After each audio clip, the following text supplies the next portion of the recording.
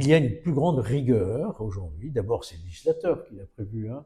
Moi, quand j'entends dire les juges, etc., oui, mais c'est des dispositifs que le législateur a voulu mettre en place. C'est comme la peine d'inéligibilité, c'est le législateur, et notamment la loi Sapin 2 de 2016, qui prévoit quasiment l'automaticité. C'est le gouvernement et les députés. Mais les juges, c'est ce qu'ils vous disent, mais les injonctions sont contradictoires. D'un côté, vous nous dites de faire ça, vous nous donnez les instruments pour le faire, et quand on l'applique, vous nous dites pourquoi vous appliquez des peines aussi lourdes. Parce que donc ça n'est pas, comme on le répète sans cesse, le gouvernement des juges. Mais le juge ne font qu'appliquer la loi voulue par le législateur. Rappelons que c'est l'Assemblée nationale et le Sénat qui ratifient une loi. Mais bien sûr. Et ça n'est pas les juges d'instruction ni les présidents de juridiction. Il n'y a aucun scandale.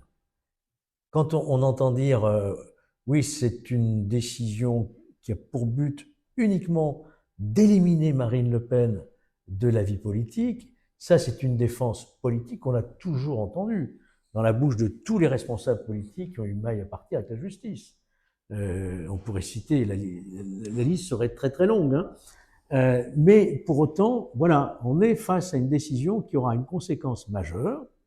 Pour répondre directement à votre question, c'est qu'avec l'exécution provisoire, si le tribunal de Paris suit à la lettre les réquisitions du parquet, il se passera que Madame Marine Le Pen sera obligée de rendre son mandat de députée immédiatement, au mois de février, et que la peine de 5 ans va s'appliquer d'inéligibilité immédiatement, et que si elle n'obtient pas une autre décision devant la Cour d'appel dans ces délais-là, eh bien, elle ne pourra pas se présenter à l'élection présidentielle.